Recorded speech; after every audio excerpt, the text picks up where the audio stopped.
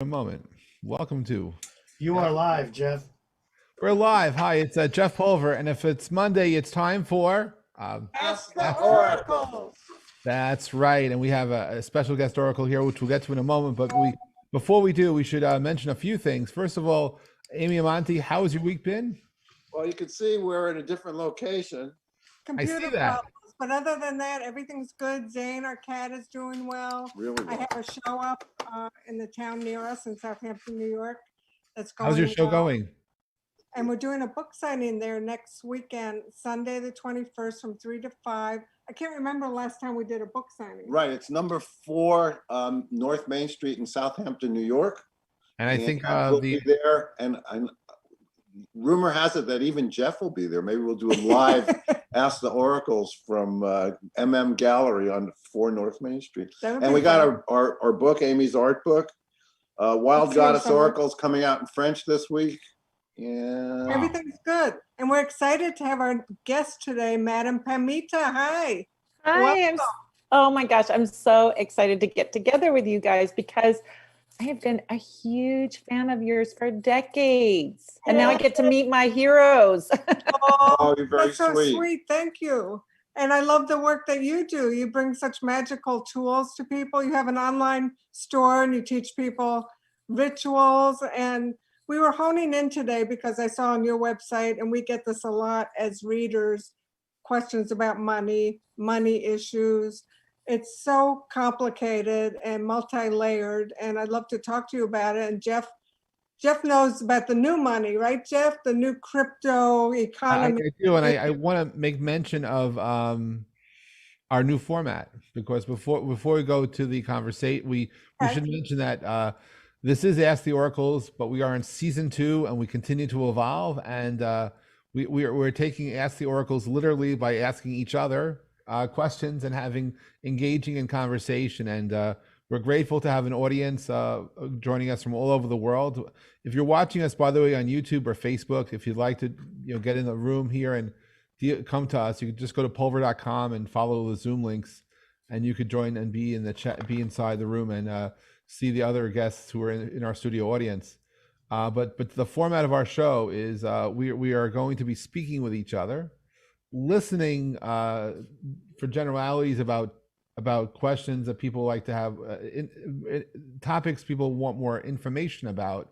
But we're not going to be doing individual readings at this time with anybody. We're going to be talking about money, talking about passion, talking about really the whole ecosystem here. And we're here to you basically imagine the 4 of us are in a coffee house or literally on stage. You happen to be overhearing our conversation. So if you want to help drive it, direct it, you can. But otherwise, it's a private conversation amongst 4 oracles. And thank you for being part of that. 4 oracles who know that everybody who's watching is an oracle, and we're going to help you bring that out within yourself here on Ask the Oracles 2.0. Yes. Because we have such fabulous guests, and sometimes we don't get in depth with them, because we go right to questions. So this is an opportunity to really kind of share our wisdom, our experience of what we encountered, having done so many readings, having written books. Madam Pamita, what do you think of, everyone wants to know about love. It's always love, money, career, right? Yeah, exactly. But money is an interesting one and bringing up cryptocurrency is a very interesting sort of digression that actually can teach us something about money, because when we think about money, we think about all those $100 bills, bring me the Benjamins and all of that, but it's actually a piece of paper. We all agree that piece of paper has value. What that piece of paper represents is your labor, your effort, your creativity, something that you offered, a service that you offered, or something that you did. And then you exchange it with someone else for their service, their product, their offer, whatever it is. So money isn't the dollar bills. Money isn't even the number in your bank account. It's an energy. It's energy that's being accumulated and spent, right? So when we start to think about money as energy, we start to think about it differently and really think about it magically. And Bitcoin and those things are purely energy, right? There's nothing you can hold on to, nothing tangible that you can hold on to with them. So they're very interesting to me. I don't have any Bitcoin or anything like that. My nephews do. I don't, but yeah, it's fascinating. Jeff represents an eye towards the future in that area. Jeff, what do you think that how that changes the energy? How the money system is changing? I think what we've been seeing for the last 10 years is really the beginning of the future of where money can go, and really how value is transferred, and how other objects, not necessarily money, can actually transfer value too. And we're seeing the digitalization of everything, but specifically, the idea of being able to create something and then transfer it from one location to the other, assign value, and then in the world of crypto, there's the unfortunate reality is that in any gold rush, you're going to have people who make the money, which typically are the people who make the shovels and the picks, and you have many others who miss out or get greedy. And one of the first things we saw with the first waves of crypto is the greed come through, and people that are not necessarily there for the good of what it represents, but really represents all the things to look out for. And while that is being fleshed out, we are seeing the future come forward. And I do believe that it's inevitable, whether it's 3 years from now or 25 years from now, but every government on this planet will have a digital money policy. It's not a secret that some of the large countries have had working groups for almost 10 years figuring out their own digital dollar equivalent. And it's just how the monetary policy evolves in such a way so that the future happens while the present is there, and they come up with a progressive way to support both. It's a little scary almost for people who think that every day is predictable about change. Change is happening in front of us, and the digitalization of value and art and bringing that into money changes everything. So in terms of opportunity, for anyone who wished they were around the first stock markets, the dot-com era, this is more opportunity than anyone can handle. I think there's trillions of dollars to be represented. If the 1800s brought us millionaires, and the 1900s and the 20th century got us billionaires, going forward, we will see trillionaires. And the trillionaires were going to happen because of this thing called cryptocurrency or digital currency. And I do hope that over time the name changes, because the legacy will be there, but what it represents is a future that is unbounded. And it's up to us to understand the basics so that we can all be part of it. And because that part of the future, I think, is unbounded and unwritten.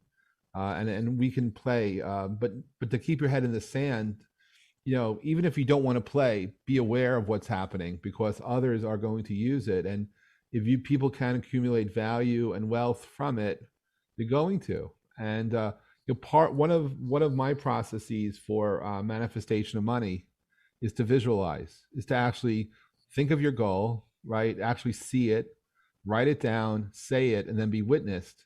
And it goes to Monty's quantum affirmations, and I there you go.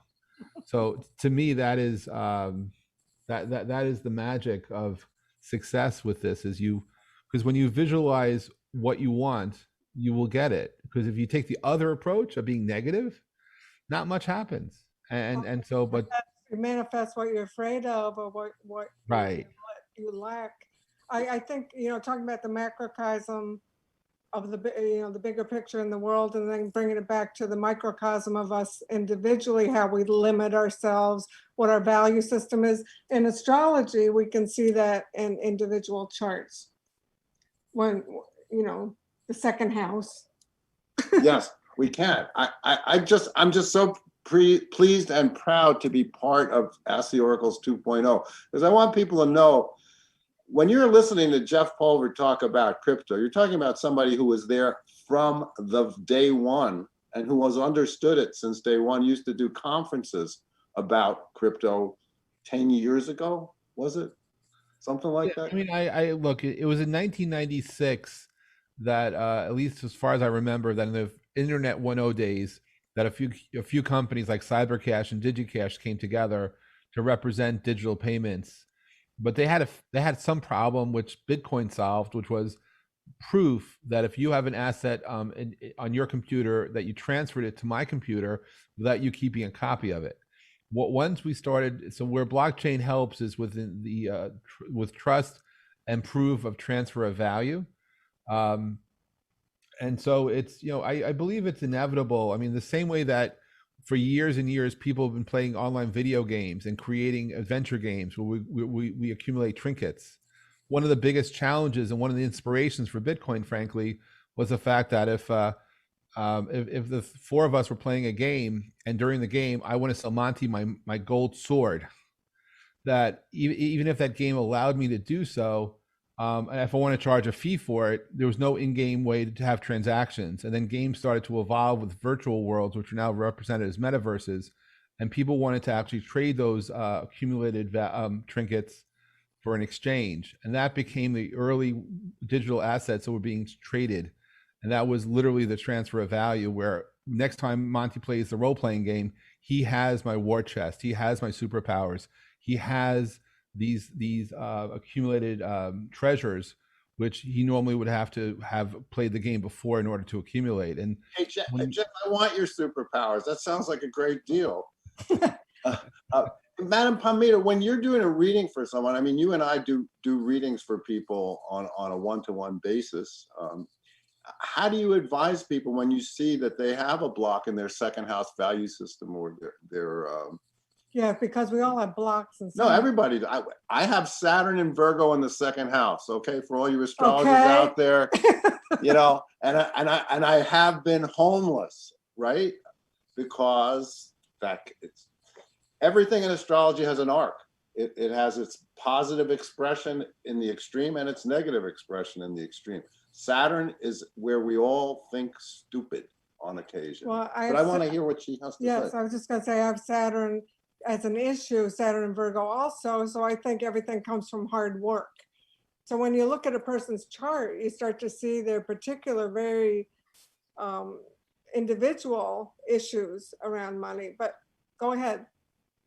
Well, I'm a magic practitioner. I teach magic, and so I start them with magic. And when I think about those ideas that we have, let's say we have, we're going to talk about these in a second. So sweet. But I know I have so many things. I have been such a fan for so. Oh my gosh, you've got yours. We got them right here. Jeff has them too. These are out of print. How long have they been out of print? For a while now. You have to publish. This one's still in print. Oh, this one's still in print. Version of that is out of print, but we got plenty of them if But, anybody yeah, wants. Oh my gosh.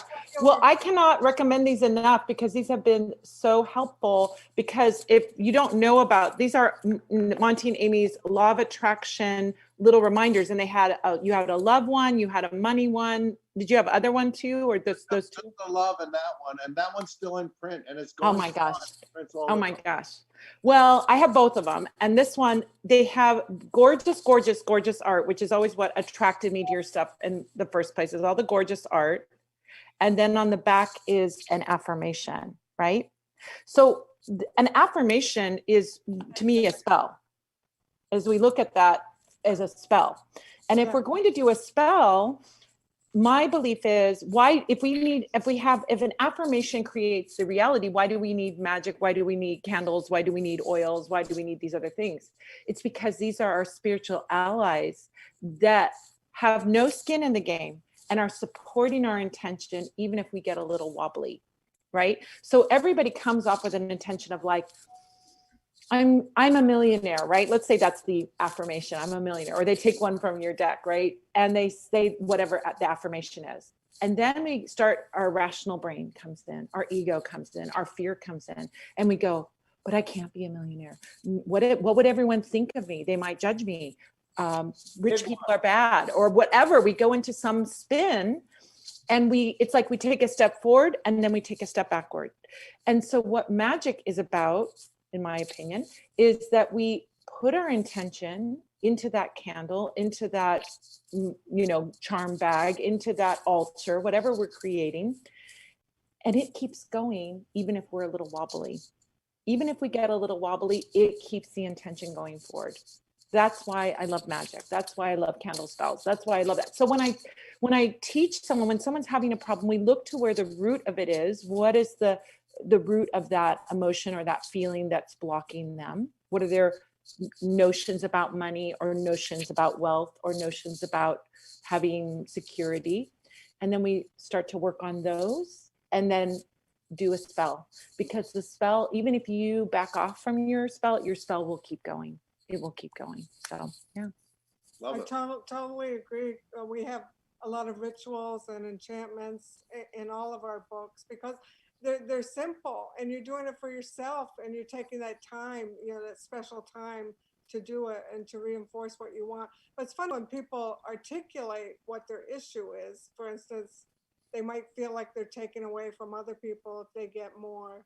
It's once they say it or identify it, then it kind of diminishes the power of that, and you can bring in other powers. We all have to remember we're coming out of the dark ages.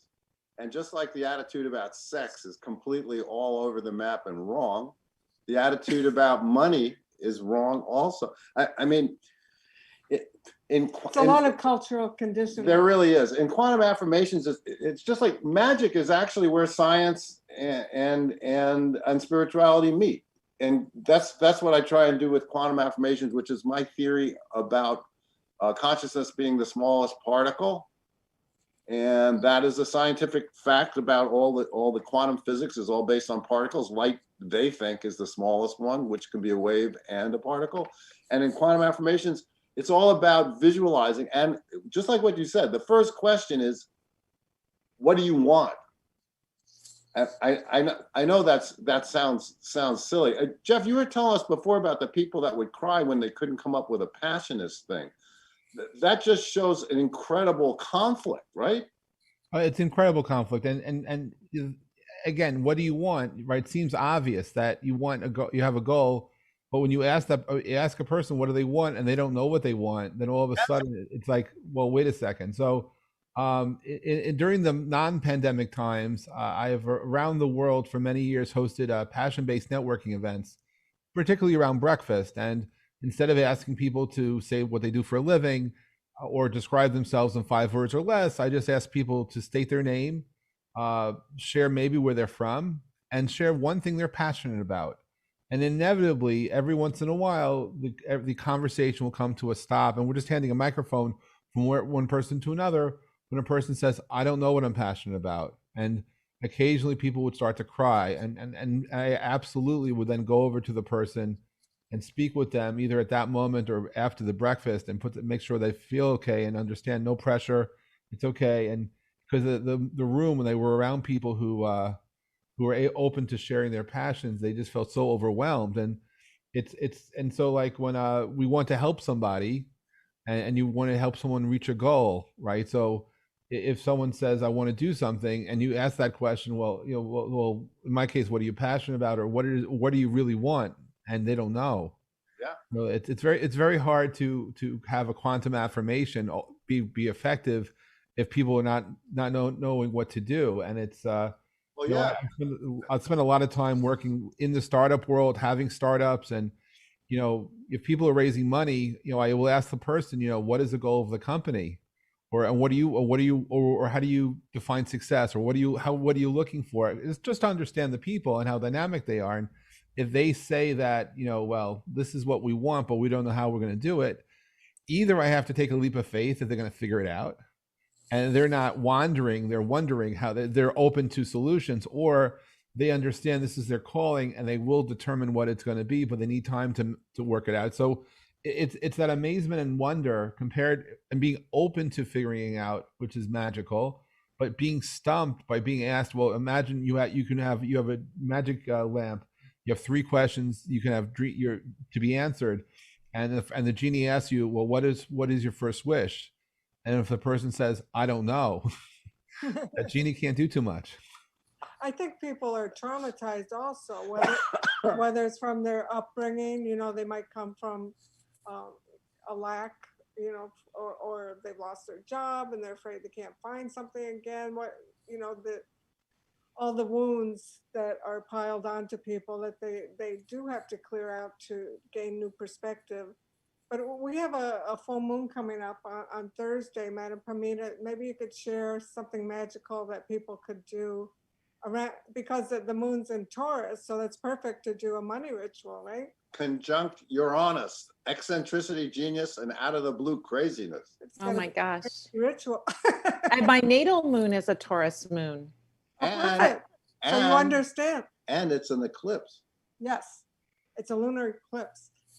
So you're a coper. We know that if you have a moon in Taurus, you're a coper. Right. They'd rather cope than switch. I'm surrounded by Tauruses too. I have a Taurus son, Taurus boyfriend, Taurus Oh my friend God. that works with me at work. There are Tauruses everywhere in my life. My Taurus cat.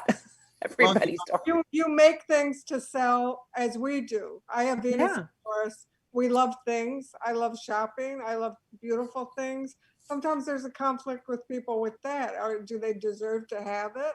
Do they deserve to have the thing they desire? Yeah. See, money is, anything that has power can create, I think, that internal conflict. Love creates that internal conflict, and connection, and family creates that internal conflict, and money can do the same too. As we think about like that Taurus moon and eclipses, and thinking about magic that you do in eclipses, some people view eclipses very negatively or fearfully, just like Mercury retrograde. You guys have been around long enough, and I have been around long enough. We remember when Mercury retrograde was no big deal. And then all of a sudden, it, like with the internet and, all the social media, all of a sudden it became like Chicken Little. The sky is falling every time there's a Mercury retrograde, right? People add it to their list of excuses. Is basically Exactly. right. We just, back in the olden days, back in the 80s, we would just look at okay, don't make any business deals at this time. You might have a breakdown of something, just deal with it. We were very sort of like, okay, expect something, it's going to take a little longer, right? Those things, not the sky is falling, right? So I think that with eclipses, there's a kind of, I'll say my opinion about eclipses is that it's like the 10 of Swords card in the tarot. It's not that bad. Well, here's my view on the 10 of Swords. The 10 of Swords is one chapter closing and a new chapter beginning, because we have in the Rider-Waite, we have that dawn coming up in the distance, right? So it's one of those cards that, depending on what the question is at hand, can be a negative or a positive. I don't always see that 10 of Swords as negative, right? If you have a terrible job that you hate and you want to get out of it, 10 of Swords is it's like freedom. You're closing the chapter. You're never going to have to go back to that job again. You can leave it behind and you can start something new. So it's sort of Uranian. You're a very positive person. I am a very positive person. It's my California sunshine. That's how we are in California. As somebody who was a gladiator in a past lifetime, having 10 swords arrayed against you is not exactly what you want to see, no matter whether it's sunrise or sunset. Well, it comes back to self-care, right? We have to take care of ourselves and be aware of being drained or hurt. Yeah. So how do we harness, my view is, how do we harness that energy of the eclipse, of the releasing and closing a chapter and beginning something new? Do we use the eclipse to bring forth the things that we've been in denial about, or the things that have been kept secret? Do we use the eclipse to bring those to light? Do we put something to bed and open up a new chapter of some kind? So I think of all of these energies as being things that we can harness to our benefit. It's just like a wave in the ocean, right? A wave in the ocean can knock you down, but a wave in the ocean you can get on a surfboard and you can ride that wave for a terrific, amazing, exhilarating ride. It's how you harness that energy. So you can take something that is seemingly harsh and hard and can be, sometimes, sad, maybe even, but if you can harness that energy, you can make it work for you. And it's the same thing with abundance and prosperity, right? we can have these feelings, but if we don't process those feelings that we have or work on what it is or release those notions, then we're going to stay in that like circling around the drain place. I think about manifestation of money as really being there's a certain sweet spot where you're almost kind of detached from you're excited about it, but you're a little detached from it. You're not clinging to that affirmation or clinging to that idea. When we have fear, which is fear, clinging is fear, I think about the times when I've manifested money miracles have been times that I've been like, I need that thing. And that's about the emotion that I have around it. I need that, or that would be great. Maybe I feel a little positive excitement about it. Oh my gosh, that's going to come. I feel it in my bones that it's going to come. But I don't bring fear into the equation at all. You can't bring fear into the equation. So you have to work on that if that's something that's going on. So eclipse is a great time to release fears around money, to release hindering ideas around money. And particularly with a Taurus full moon, what could be better, right? To work on that over that time. I'll mention that one of the best ways to experience what you're talking about is to actually experience the lunar eclipse. I've been fortunate several times to be in locations without light pollution, to look up and with my camera and my eyes experience because during a full moon, if you look at the night sky, you really don't see much because the power of that moon wipes out the ability for us to see stars, particularly even in locations which otherwise look like a planetarium. And the phase of when the moon starts to go into eclipse and the darkness starts to come, and ultimately when the moon turns red, and then that very moment where you have absolute darkness, as if and because the moon actually goes from being the brightest object in the sky to not, all the stars that were otherwise not viewable are now become seen. It's very thematic and represents a lot about how you can actually bring forward abundance, because we're staring at that abundance but we don't see it because the stars, there are over 500 billion stars when you look up, but when you look at the night sky with a full moon, you don't see that many. But as that eclipse is starting to happen, your ability to believe and see starts to come through, and the absolute beauty of the night sky shines with that beautiful red moon going through those phases, being reminiscent of you to learn to believe and to let go and understand that the stars are there. You just have to see them, and then they become visible, and then they slowly start to fade, but you still hold the memory that you saw them. And so never let go of your dreams, never let go of, and don't be afraid the stars are going to be seen, because you'll be seen. And when you were looking to bring forward, money mantras, I believe it's fear, greed, and disruption take us out of the rights, that FUD. We don't want FUD. We need to be open to what can happen and to believe in that it will be, and it will be. And so for me, one of the most magical moments of the year is to not only know that there's a lunar eclipse, but to be under one and to spend the time, in my case, photographing it and looking at the phases and realizing how spectacular and how magical it is. And unlike a solar eclipse where it's hurtful to look up, your eyes are just shining the moon dust and the cosmic dust of where you are. And it's just a beautiful setting and a very, very calming, very grounding, very relaxing moment. And if you want to do a meditation under the lunar eclipse, if you want to make your wishes, if you want to just think about where you're at, it's pure magic. I've never, until I experienced it under dark skies, I didn't appreciate what I've read about or saw on TV. But it is a purely beautiful moment in time to be alive, to just be there and then be reminded of all the greatness that what one can experience by just being present. And you learn to be calm and to let go. And magic does just happen. And just believe, when you believe in it, it just is there. And then it's like, wow. Hey, Jeff, are you still doing the trips to Turks and Caicos to see things like that? I will in 2022. I will. I have plans to do a summer camp in during full moon, the new moon of the end of June, which is our July new moon. So I'll be doing a camp under the night sky, because Middle Caicos is one of the few islands in the Caribbean which have dark skies that are world class, and would qualify for the International Dark Skies Association grading system, and it's literally a place where you look up and on a clear night you see a planetarium. It's alive, and the entire dome of the universe is in front of you, and it's just awe inspiring.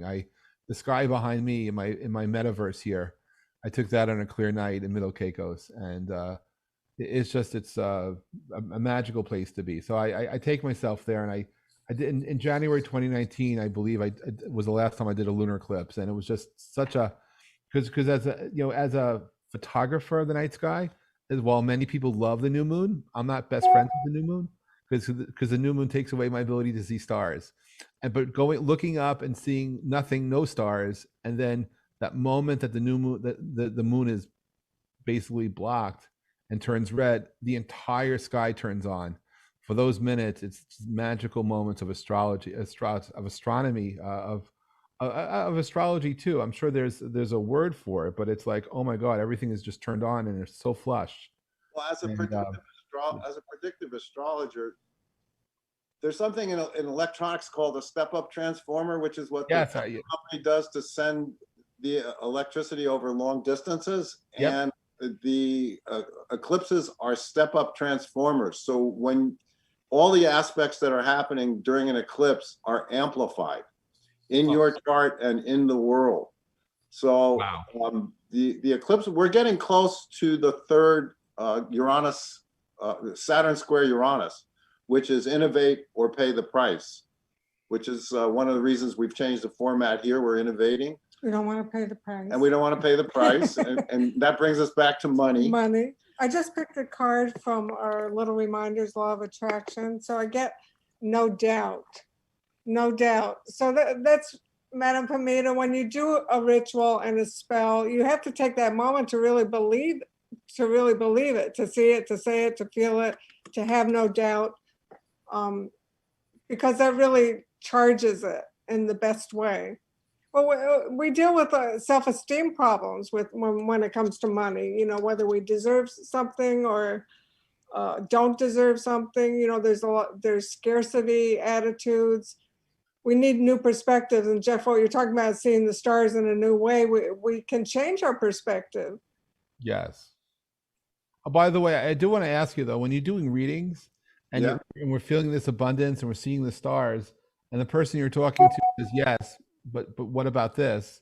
Is like, it takes me out of that moment. Like, wait a second, we just got to this magic and they're pushing for more. Like, what do you do? Like, how do you handle someone who arguably is greedy somehow? They want more than what you're saying. They want, now they take that as a baseline and they're being pushy. Is it proper to tell them relax, or do you let them be pushy? I think, you know, when somebody's like that, it's reflected in all areas of their life. Like we say, if somebody's cheap with love, they're usually cheap with money. If somebody's greedy with love or other things, you know, they tend to be greedy. I see a lot of obsession, you know, maybe about certain topics, about meeting the one or having more money or getting the perfect job. And that blocks everything, that blocks it off.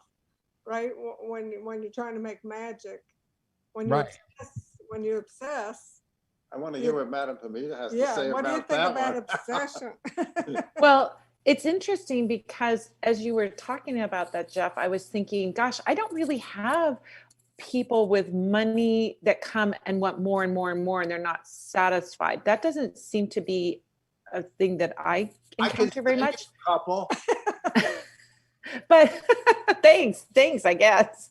But what I find is within love, people get greedy. Like they want to reach a certain end goal that they think is going to make them happy. And this is true with money and love, is that if I have that person, if I get married, if I have that job, if I have that thing, then I'll be happy.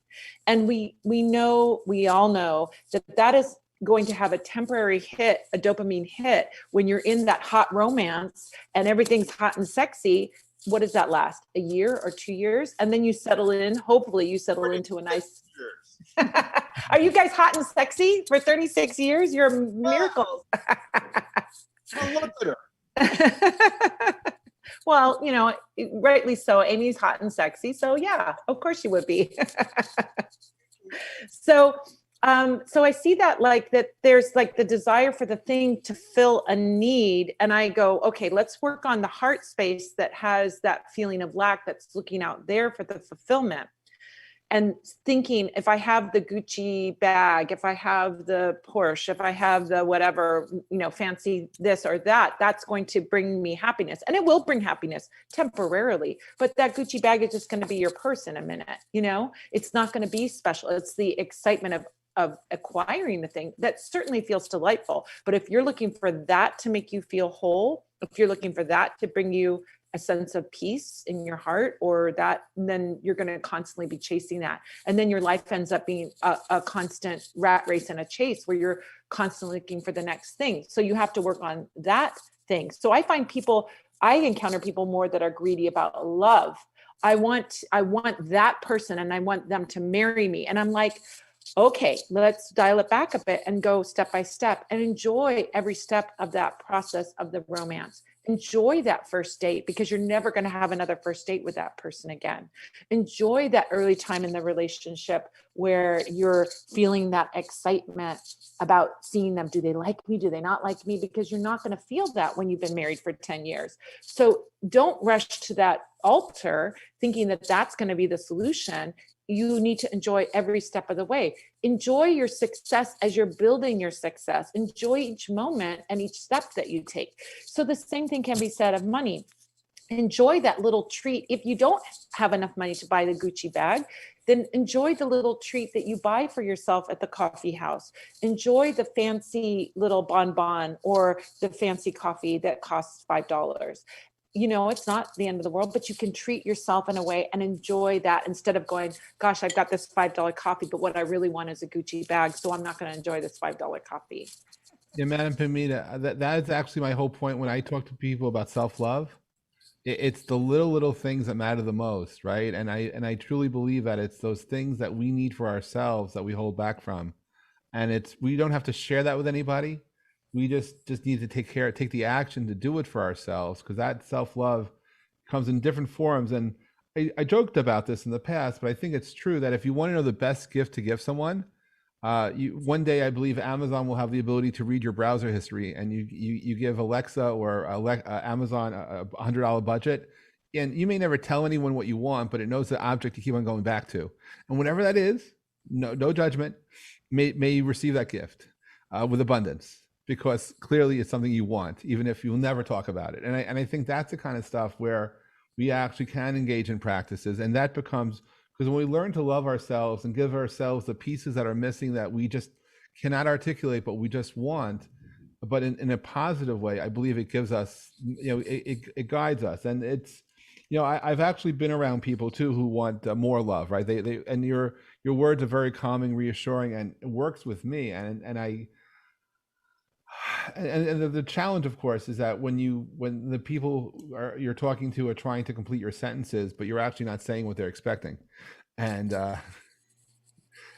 just having them let you speak, because if they ask you a question, so they may not know the answer, but if you see something, it's I find it frustrating that I can't talk. So it's being allowed to flow with the answers is almost as being challenged and gated on that by your own clients gets challenging at times. Well, fear is the destroyer. And that's why the first stage of the 5-stage process of quantum affirmations is, what do you want? Because usually, the ancients had a saying, if you know your question, you know your answer. Because if you drill down and you find out why you're asking what you're asking, and you find out that you really are not asking for what you really want. And with money, people are afraid of being judged for having it. They are. But you get some funny responses too. I once had a friend and I was saying, now visualize yourself having $1 million, because I forgot he was a billionaire. He said, well, can I wish for $1 billion? Yeah, sure, go right ahead. But it just showed me my own limitations. Well, we were confronted with that. We happen to live in a very affluent community where everybody has huge houses and the best cars and the most expensive shops. And I know my nephews growing up here, it was confrontational, because they were middle class or didn't have that much money. in their households. So, you know, they were feeling less because of what was all around them. So that's lessons for all of us, right? Because there's always people that have more or more successful. And before we had the show, I picked a card from our tarot, which was the competition card, just to add to the theme. And competition is an issue, right? Who are you competing with, really? You know, do you want to be like them? Do they, because they have what you think you want? It's another issue, right? Well, I had somebody once say to me, I really like your car. It's an Infinity, whatever, QX50. Too bad it doesn't have any prestige. And I thought to myself, what? I was like, I didn't get it because of that. I got it because I fit into it and I like the way it looks. And, you know, but I don't think that anybody realizes how different each person is. That's one of the beautiful things about astrology is everybody is so different. And you are the answer to your questions. That's really what it comes down to. And we don't have to be like anyone else. Right. And if you don't think you're the answer to your questions, and if you're not asking the questions, you ain't going to find out anything. And, you know, talking about love and money, we want to make a living doing what we love, right? We did it. We did. And we encourage other people to do that too. And that also has fear involved. You know, do I deserve to do that? Is there a way, you know, I haven't been able to do it yet. Can I do it in the future? All those limits that we set upon ourselves. There's Zane. Came to say, Baby. I'm a cat person. Zane is on Ask the Oracles. Look at that. Wow. Yeah, but I'm keeping him away from the keyboard. Well, he lived under this desk. I just did a little mini workshop on cat magic, and all cats are descended from the African, all domestic cats are descended from the African wild cat. And Zane has the markings like the African wild cat. Yeah. He is wild, that's for sure. I brought him on because I want to show you a miracle. This cat is. He knows how to manifest. You know, filet mignon and the best shrimp and. And cream. My next life, I'm coming back as Amy and Monty's cat. I made that decision. Line up because we're number one on that one. Well, I mean, that goes to, we're talking about the law of attraction. What you put out comes back to you. You know, the golden rule. And you know, sometimes when people are obsessed with love, like you were talking about, they really want somebody to love them, but are they willing to put that love out? Because the more you give, really, the more you get. And I think it's true with money. We've never had a problem spending money on our careers, you know, on ways to expand, you know, what we love doing. Our art, we never limited that, and it's always rewarded us greatly. So do you have that same experience? One of my favorite little money spells that I love so much, and I teach my students and clients this, is to take 5 $1 bills and take them out into the wild and hide them someplace so that someone else finds them, so that someone else gets that delight of, wouldn't you like finding a $1 bill in a book or something, or, you know, underneath of something would be delightful, right? You'd be like, oh my gosh, I found a $1 bill, right? Exciting. And that action is like opening up. It just costs $5. That's not, you know, most people can afford $5. And you're spreading that delight in a very random act of kindness kind of way. And that opens up your heart. It makes you, the act of it, it's the delight of connecting to others randomly. You're never going to see the person that finds it. Hopefully you're not spying to see who, you know, you want to put it out there in a way that is very synchronous. You're inviting a synchronicity that someone's going to find that money. Put it in a little library, a little pub, you know, free library somewhere, or put it, you know, I've had clients tell me the funniest places, put it in a tree branch, you know, so that somebody looking at the tree is going to find it, or, you know, find it, put it in a playground so that a kid finds it, or whatever. So you find these opportunities to do that. And what it does is it opens up your heart space around money. When you do that, you feel like, I'm doing something good. I've made someone's day. I am so abundant that I can be generous with the world. And that generosity is a flow. Remember, energy is like water flowing through a pipe. You have to be open on both ends of that pipe or your water is not going to flow through. So it's not just the receiving of the money, which everyone focuses on. Oh, I receive, I'm abundant, I'm prosperous, right? That's the receiving. But it's also the other end of the pipe where you're letting the money flow out. Because if you are greedy and you are holding and you are fearful and you are miserly, your flow is going to get blocked up just as sure as a toilet gets blocked up or a pipe gets blocked up. And if you don't have that flow, then how can more flow to you, right? So you're going to become smaller and smaller and smaller and more fearful. So you have to have that open flow of that generosity, sharing with others, donating. It can be even, I said, what's the most challenging thing I can come up with on that other end of the pipe that I can be appreciative for something money flowing out? I said a parking ticket. A parking ticket is a challenge. I have found a way to overcome that challenge, right? Because everybody feels like, damn it, I got a parking ticket. They're $80 here in my house in Santa Monica. They're very expensive. I got a parking ticket, darn it. And that money is just money wasted. I could have had a nice dinner for that money, right? But here's what you do. Where's that money going to? Where do you want that money to flow to? I love my public library. I love the parks in my town. So I'm going to picture that $80 going to the parks and recreation. I'm going to picture that $80 going to clean up the beach. I'm going to picture that $80 going to support the libraries and bring new books in. Then I can be happy about that flow going out. Then I feel like my money is doing something good in the world and I don't get tight around that money, even with a parking ticket, even with a bill. A bill is easy. You go, well, I got the thing for it, but parking ticket, you didn't really get anything for it, but you can. You got the parks, you got the, and that's how I get into that space where I keep my prosperity pipe very, very open so that more can flow to me. So I love the way your magic is very practical.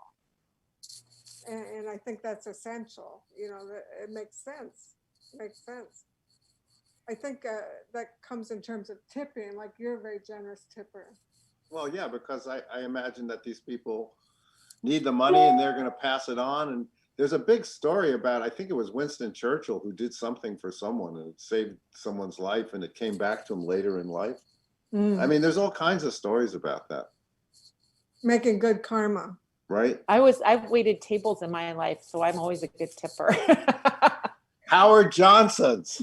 I live to tell the tale. Jeffrey, have you ever been a waiter? It's not a nice experience. No, Jeff has never been a waiter. But I believe in being generous and I do tip often. I believe in the karma that it generates and just the giving. And there are times when I've given bigger tips than I could necessarily afford to, but it felt like the right thing to do. And so, and I could feel that. So I'm hypersensitive to tipping, and I will give. Although I did have a life lesson once. So years ago, I was doing a conference in Helsinki, and and back then it was before the euro was, and so it was in the Finnish local currency, and I had 18 people out for lunch in a park area. It was like a restaurant in the park, and several times after I signed, like 2 or 3 times after I signed the credit card and entered the tip, the waiter and then the maitre d' or his boss came over and said, "Are you sure about this tip? Are you sure about this tip?" And I said, "Of course I am." And but that should have been a sign, because apparently I gave like a $500 tip for a $250 meal and not realized it.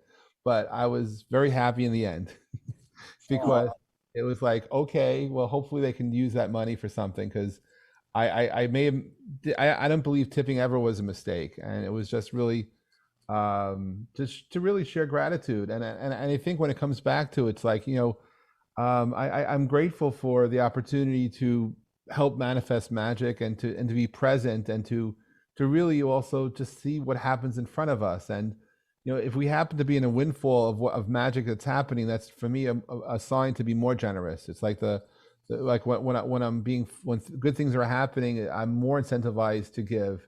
But I will also give when things are not well. I will give of myself. I will go to service. Yeah. Because I do believe that the karma will adjust and good things will happen. And as long as you hold out hope, and that's the thing, right? Is if we want to manifest, we need to believe. We need to allow. If I'm going to go to someone for advice, I have to believe that good things can happen, that I have to be open to receiving. It's like someone asks you for it. It's like if someone asks you a question and they reject your answer, it's like, wait a second, you're asking a question. You have to be open to hearing the answer that we're going to give you. And so, Oh, no, I'm saying so that from me and Pamita are like, oh, come on. so for me, it's like, if I am out there doing stuff, I have to be open to the good that will happen. Yeah, because you've started what? You have over 400 startups you've invested in. I've been over 450, and I believe in the human spirit. I believe in ingenuity. I believe that nothing's been figured out already, that we don't have all the answers, and that everyone has it's possible for anyone and everyone to become successful in their own way. And I believe it's a gift for the opportunity to invest in someone else's dream. No, 100%. But in my experience, if I get to the point where I don't know something and I'm asking somebody for advice, I listen to what they say, because obviously I don't know the answer. So, but in my experience as a reader, a lot of times I'll tell people stuff that I know 1,000% is true, and they still won't do it. Well, they're not ready. They're not ready. They're not ready. Speaking of It's the law of questions, readiness, have right? any questions? Because we have like 10 minutes left. Maybe. Are you asking about questions about what we're talking From the about? chat? Is that what you're asking? What we're talking That has about, a life of its own, it not seems. a specific situation where the Hold on one second. I'm sorry. In the chat, there have been some very general good questions. Would you like me to read one of them? Yeah, I would just like to thank everybody for staying. I mean, we've had a whole bunch of people. I'm so gratified that we had such a nice audience. And you know what? We have 25 more on live stream. So we're up to an audience in the 70s. Oh, that's wonderful. So it's really wonderful. I just want to say, if anyone has any topics they'd like us to talk about in the future, I'll put it in the chat. Right. Oh, right. Exactly. Because we've got an oracle for that. That's true. All right. So one of the questions that talking about money was, if you come into money right now at this time of the world, is there a direction that's better than others? And To do with your money? what to do with it? I mean, it's hard because I know we're all coming from different places, but if someone was going to invest it, I know Monty's been talking very hard about making sure our base is secure. So John D. Rockefeller said, I think it was him, it might have been Henry Ford, but you save 10%, you give away 10%, and the rest you invest in what you're doing, in your passion. Okay. That's I think that's really cool. That hopefully will help the people who are wondering. And then there was another question about, and I guess it comes to our own self-worth, which is what we've been talking about in terms of how we take care of ourselves first. But is there a method to coming up for a price for something that you do? Like, I know I'm a photographer. So when I have to come up with prices for photography, I come to a price and then I discount it all the way down because I love everybody to take pictures of. But is there a method that you do for someone who's starting out trying to sell their services that they could find a price? Is it research? Is it, intuition? I think that's a good question for the cards, because you can sit there with your oracle, whether it's the tarot or Love attraction. and ask different, we use it for practical things like that all the time, yeah. and ask different price ranges, because it's hard to say in general. I'm an artist and I always have had to price my own things. I never really had a problem with that though. Our art is so underpriced, it's crazy. That's the problem. But What are you gonna say? in real estate, they have priors where you look at what else is selling in your neighborhood for what. But it's an individual thing. What do you think you're worth? I personally think Amy's work is worth 10 times more than she sells it for. I'll give you a good price. Thank you. The art world is so interesting and so fascinating in terms of like pricing and things. I just was listening to a book, audiobook about art fraud, which is, I think I must have been an art fraudster in a past life because I'm so fascinated with like people making fake paintings and copying. There's a lot Oh of my great, God, there's a great documentary. there's so many, yeah, there's some great documentaries about it. Yeah. But the art world in itself is it's almost like those NFTs and these virtual things where they create, it's like the dealers get a fake piece of art, but they want it to be real and everybody wants it to be real. So they all agree that it's real. I can't wait to see that Salvatore Mundi movie about the Lost Leonardo, I think it's called. I can't wait to see that one. You said the NFT word. Take it away, Jeff. Yeah, that's why I brought it up because I knew. I'll just mention that I am teaching and what are NFTs and people who are artists and creators how to create NFTs. But in terms of putting value in something, right? That's part of an NFT stands for non-fungible token, and for some people it's been a boom for creativity. It's been a boom for creativity, particularly on blockchain. So there's some authenticity that the creator and that there's value being transferred. But it's also opened up the opportunity for many people to be creators, not just the famous artists, not just the famous designers, but now you're seeing in 2021 many other people that had hobbies and side jobs for doing photography, for doing things in the arts, are now coming forward. And there is going to be money transferred, value created by simply people being their true self and sharing their dream. And even I have a NFT collection and collections that I've been promoting. But it took me, for me, it's historically in the year 2007, I had a vision for the future. And I created a video that I shared live in front of a couple of thousand people on stage when I was on stage. It was there's an online world still around today called Second Life. Really? In the year 2007, I actually built an island in Second Life that was a conference center, and we called the conference center Pulveria. And it's a 1-minute video. You can still find it on YouTube, and I presented that. And I was searching for a name of an authentic name for my new collection of characters. And I decided, okay, that I'm going to be promoting the Jeff Pulver metaverse of Pulveria. And all my characters, they're from Pulveria. And the side story is after 14 years, because they were first discovered in the year 2007 in March. After 14 years due to global climate change in my metaverse, on our island, we're noticing the seas are rising. So thousands of the Pulverians are looking to be adopted and to be taken and to be sold, or at least to be adopted into other people's families. So I have a whole range of characters now available for adoption, and hopefully people will come forward and adopt a Pulverian. And they come in all shapes of sizes. We represent the entire spectrum of the rainbow, including colors that haven't been discovered yet. And so we're very open. And anyway, it's fun for me. So the NFTs represent that type of unbounded creativity where we can take something and make it our own, and there will be people who will support what we do. And that's not what I believe. And I think that's part of the magic of where the future does take us, that we can be creative, unbounded, and appreciated for who we are and what we represent. Well, that's a great way to wrap up the show. And I got for all of us a card. Practice doing your spell, practice changing your attitude, practice gaining new perspective. Practice figuring out what it is you want and why you want it.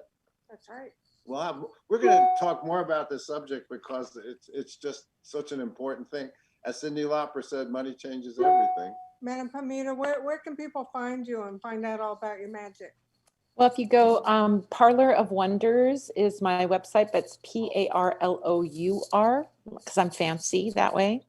Fancy. I love that name. So Parlor of Wonders is my website, my shop, and that's really the place that they can find me. They can find the candles that I make and the oils that I make, and also a ton of free resources teaching them about magic. I've got blog posts, videos, a podcast, all kinds of stuff, articles, how-to guides, all kinds of free information there. So if you're interested in doing magic, if you're interested in bringing in more prosperity or love or any of those things, you've got a free resource to teach you. So, yeah.